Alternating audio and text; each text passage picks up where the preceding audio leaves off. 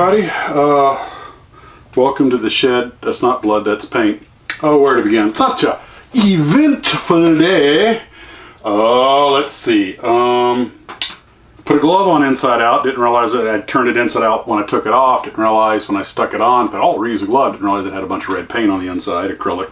So, try to do some resin casting for those hames on the horses.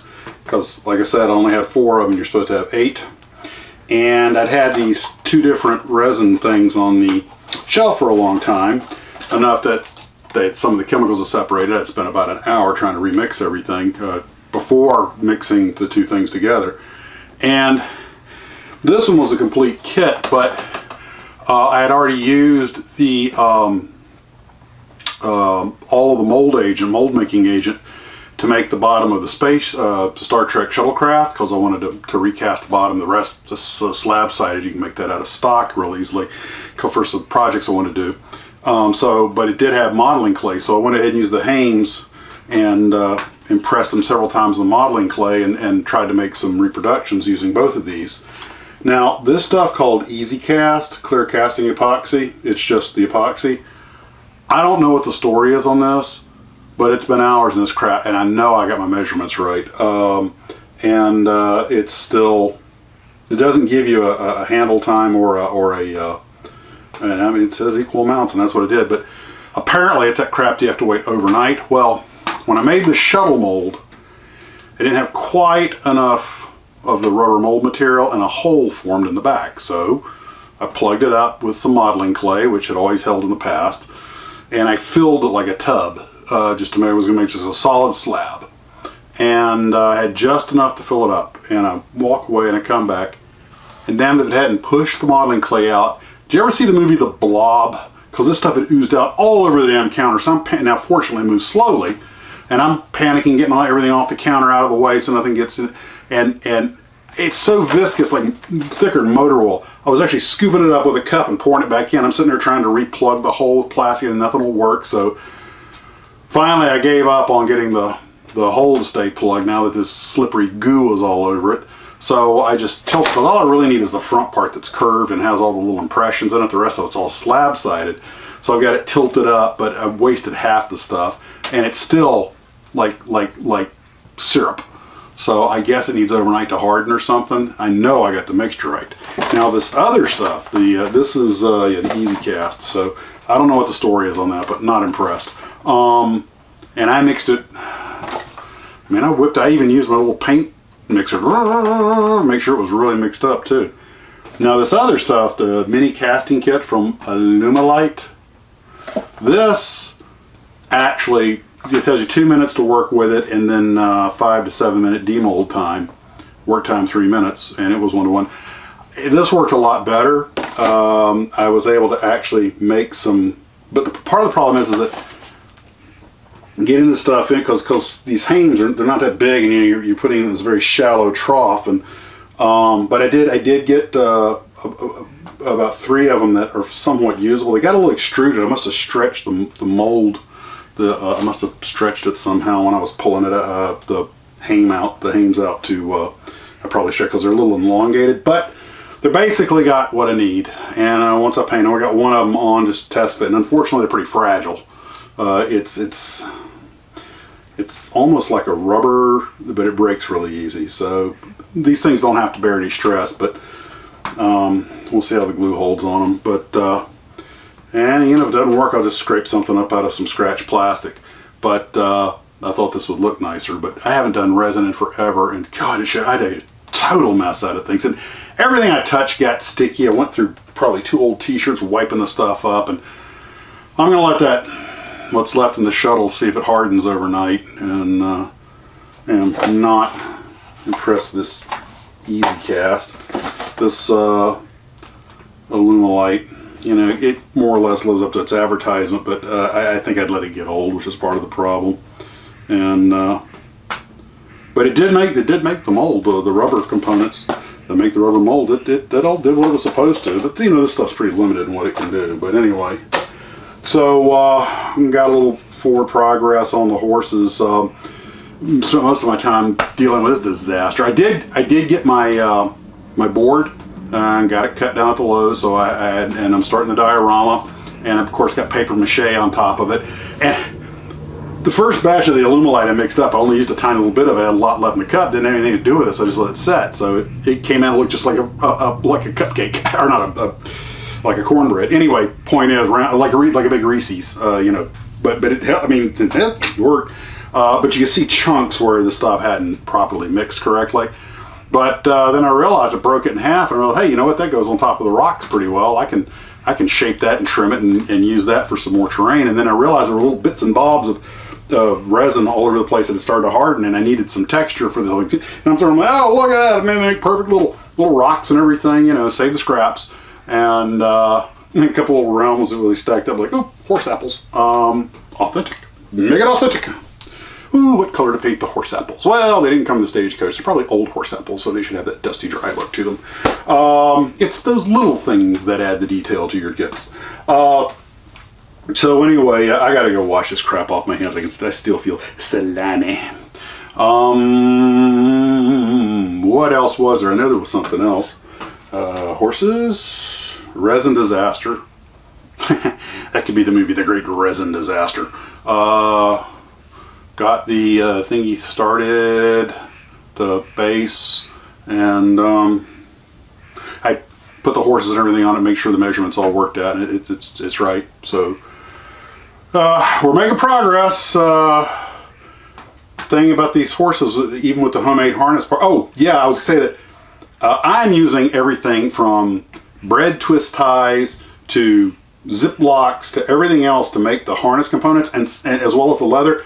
And some of them work surprisingly well. From that distance where you're at, tell me real quick,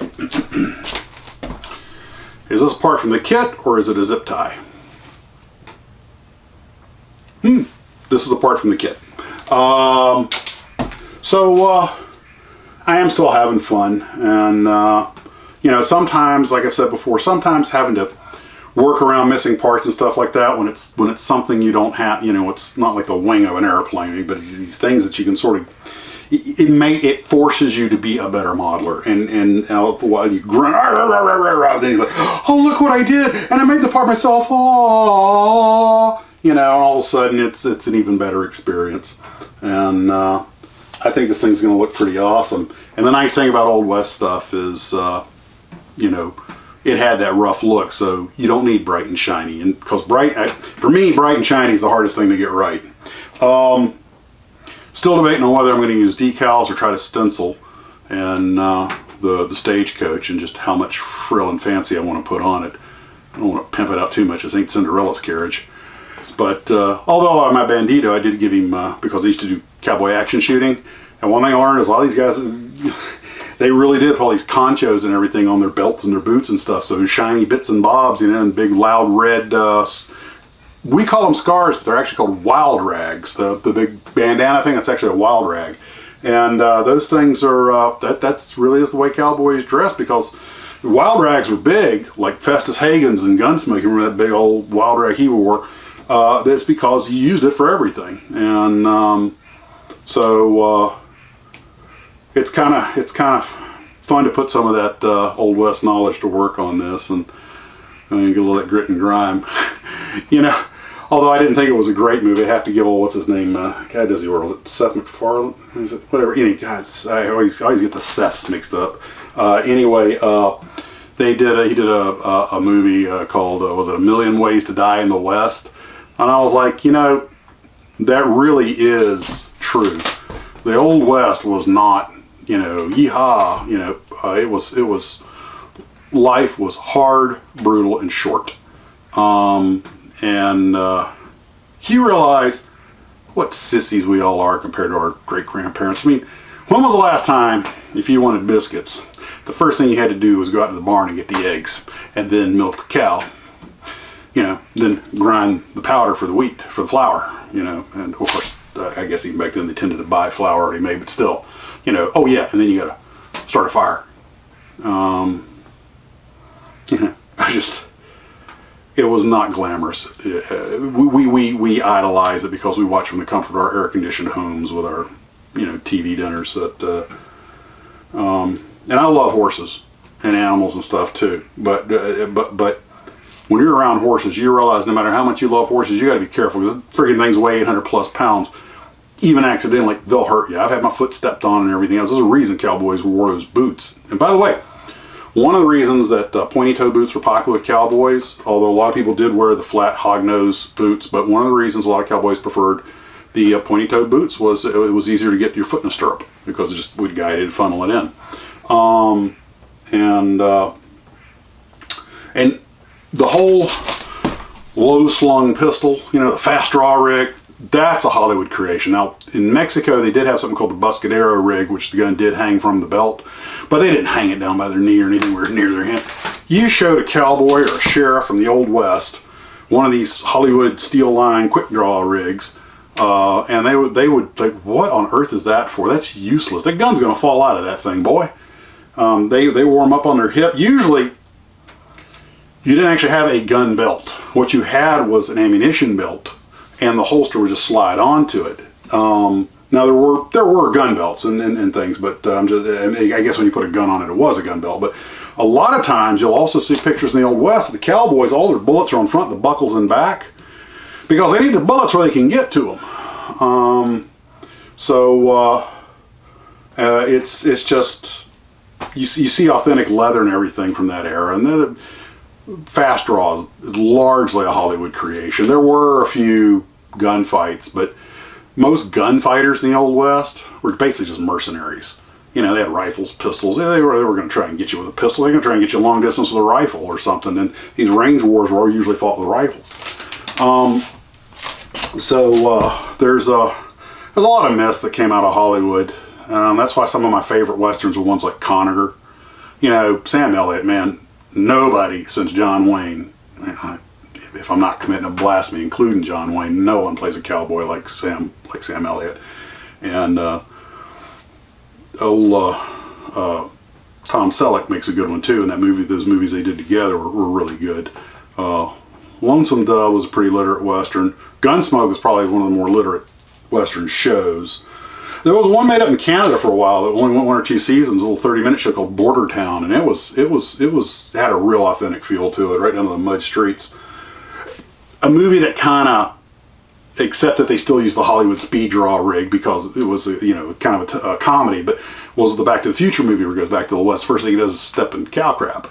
They had a great episode of the TV show Supernatural where they go back to the Old West, and Dean's an Old West fan, so he's all excited and he loves Old West movies. When he gets in there to see how nasty everything really is and how bad the whiskey is and how much everything... The first thing people notice is when they introduce themselves to the sheriff, he goes, "You guys look mighty clean." So, speaking of bathing, I guess I better get to it. I've rambled on enough about the Old West. It's fun in the movies, and I love making models of it, but you know what? I'll take the 21st century. I would bet if you, heck, not even a millennial, you could probably take me, a baby boomer, and stick us in the Old West, and we could adapt, but we'd be doing nothing but griping.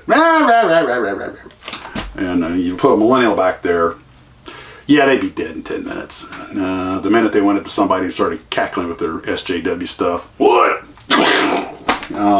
Probably, who knows. So guys, once again, I'm really ranting, just blabbering now, so I'll let you go. You have a wonderful evening and a fantastic tomorrow, and hopefully we will see you guys for coffee. Ciao.